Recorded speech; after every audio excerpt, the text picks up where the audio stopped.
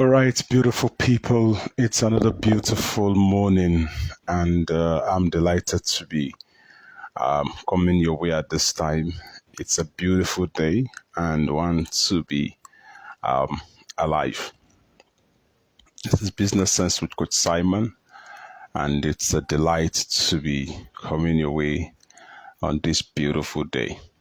Uh, and I'm excited because of the series that we are currently treating, talking about the elements of business branding, right? Especially for those of you who are wondering what are the set of things, what are those things I need to have in place to be able to brand right? This is for you. And we've looked at, we started by looking at what branding is, went ahead to divide it into two parts. And I said that branding comprises of what you feel and also what you see. And we started with what you feel. And I established the fact that what you feel is what you feel from the basis for your branding. Because if it is all because what you feel and what you see is made makes it possible for people to have an experience, right?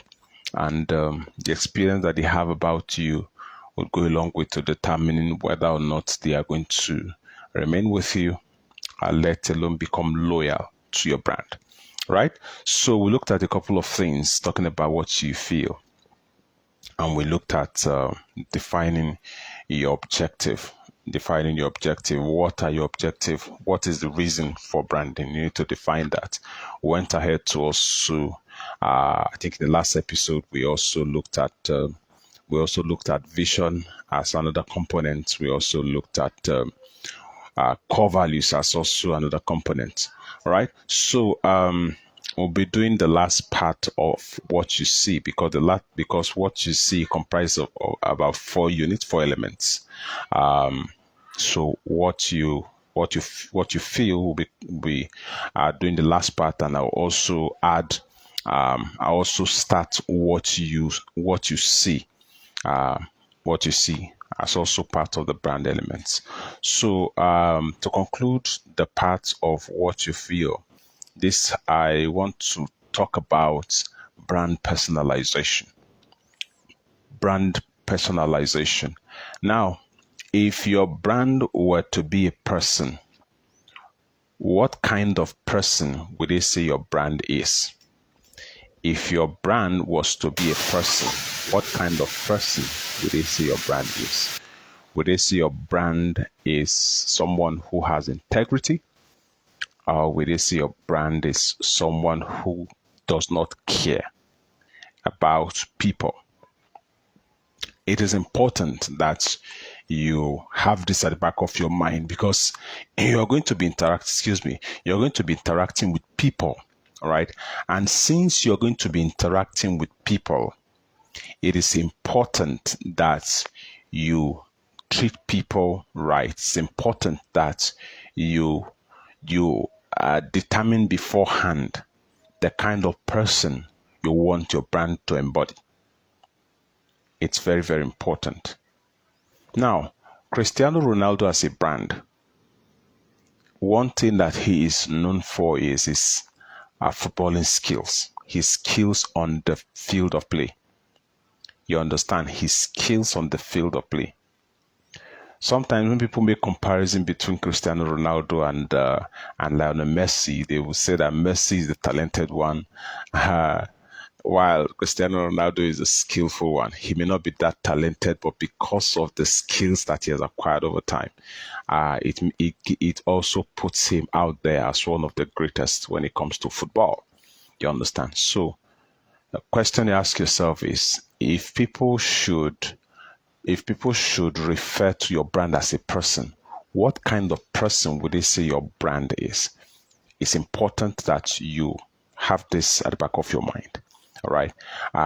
It's important that you have this back of your mind. Would they say that your brand is the type that is not a serious person? Or would they say your brand is the type that does not keep to their words? when they make you a promise, they don't keep to it. Would they say your brand is that kind of person? You understand? So it's important. It is important that you truly, truly define that. Do you understand? It's important that you truly, truly define that. I think I'll leave it at that. Let me now jump into let me do the first part of what people see, because like I said, how people feel, what they feel, or how you make them feel, and what you make them, and what they see about your brand, they are very, very important. They're very, very important. You can't do away with one and think that you're going to have a comprehensive branding. Your brand, you may succeed to an extent, but it will be shaky, right? So the very first that I will talk about is name. Is name. Now, when you see me, when you come across me, maybe you have seen me over time on your screens, like you're seeing me right now, and you eventually, and all of the time that I come live, you don't hear me mention my name, and maybe this platform does not make any provision for as to where people can write their names. You understand? Now, and you now, Providence have it, or something happened that we get to bump into each other. Will it be easy for you to, or let's say you saw me from afar, and maybe I'm just passing, and you're in that neighborhood, and you're like, oh, that's that guy that does business sense. That does business sense. Let me leave out the name. Now, if I didn't add my name while introducing myself while doing the show, will it be easier for you to identify me?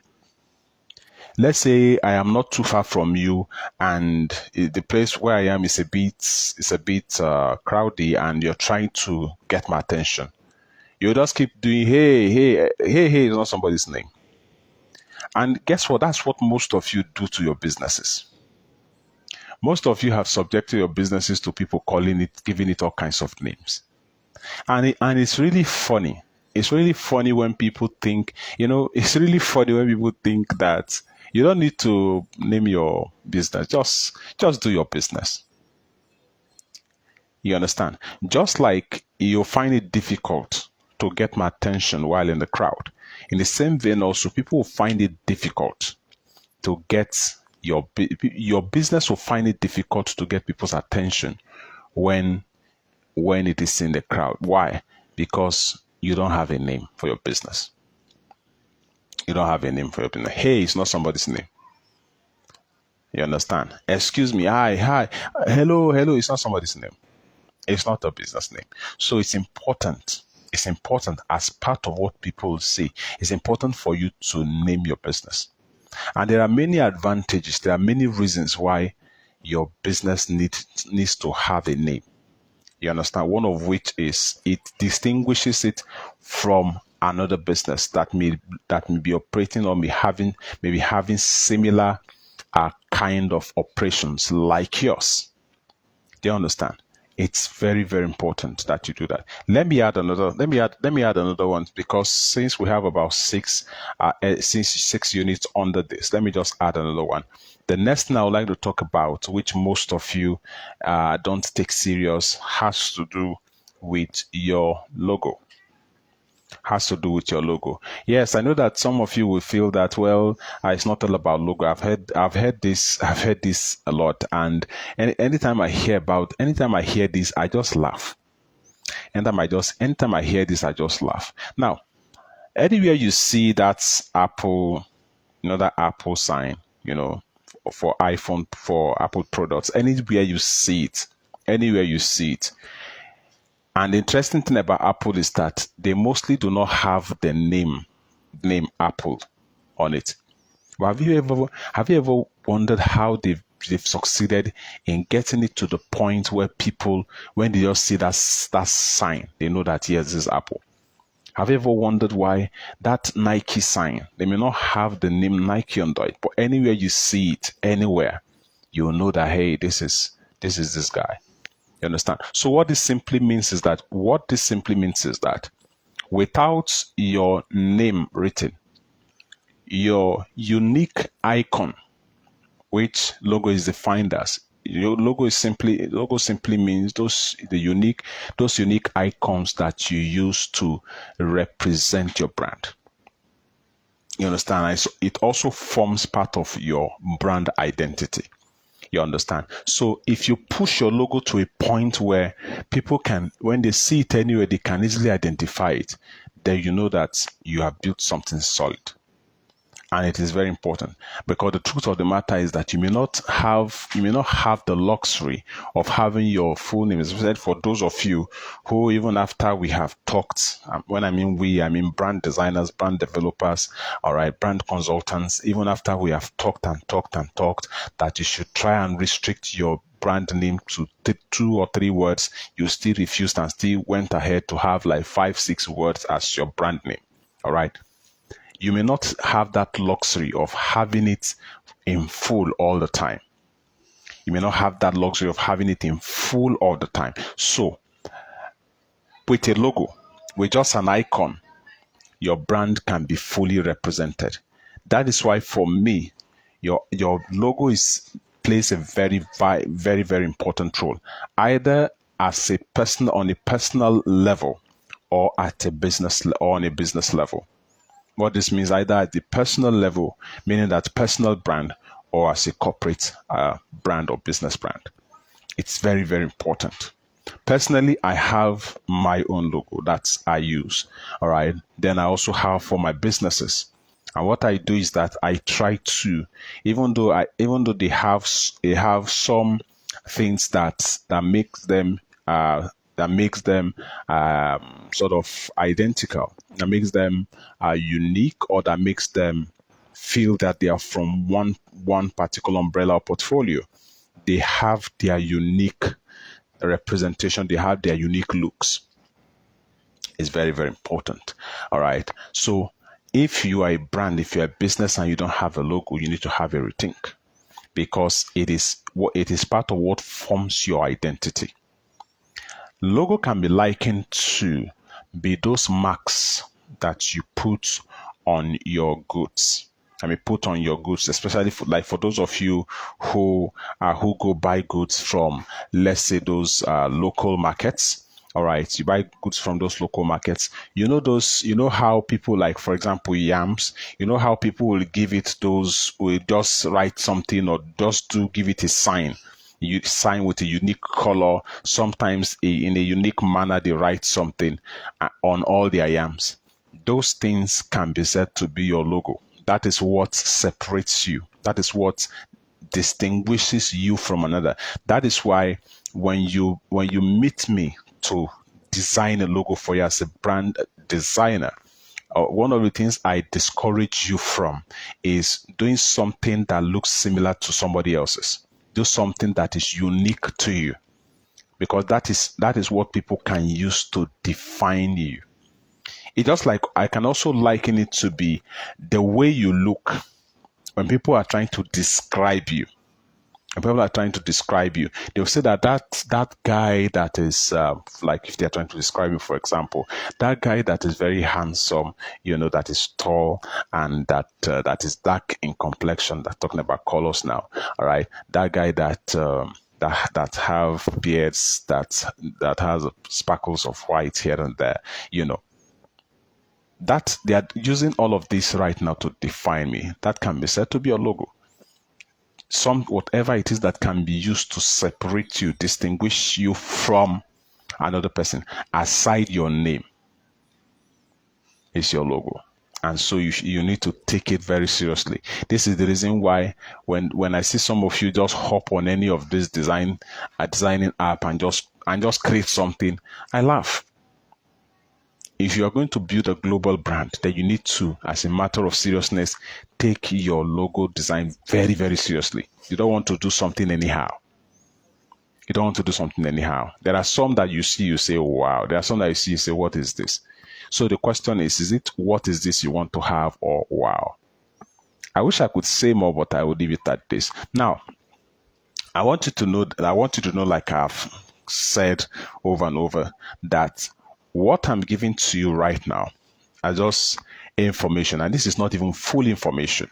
All right, because there are a lot and a lot and a lot of things that there are loads and loads of things that I feel that you can you can still learn, because when we talk about logo, we have several types of logo, which I won't be able to exhaust here because of time, and so what you can do for yourself, if you truly are serious about building a brand for yourself, what you can do for yourself is to take advantage of the opportunity of enrolling for the Limitless Branding Institute. At Limitless Branding Institute, we delve into branding in a deeper form, in a deeper manner, where we explain much more than what I'm doing right now. What I'm doing right now is just like 10% of what you should know about, because about branding, about brand elements, because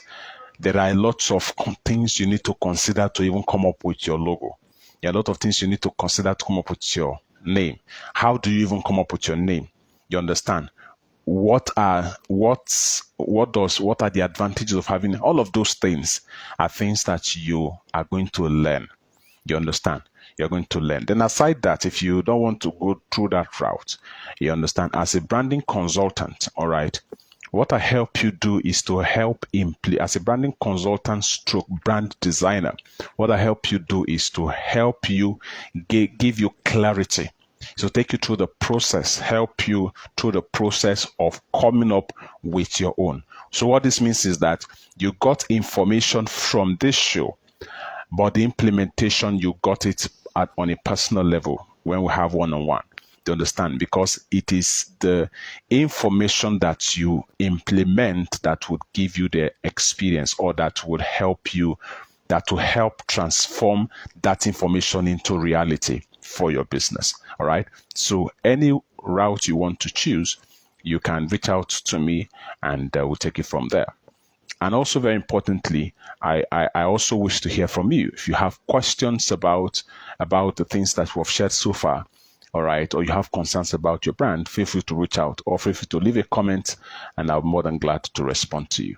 Until I come your way again, keep doing business, keep living the limitless life. My name is Simon Matthew. Have a blessed day ahead. God bless you.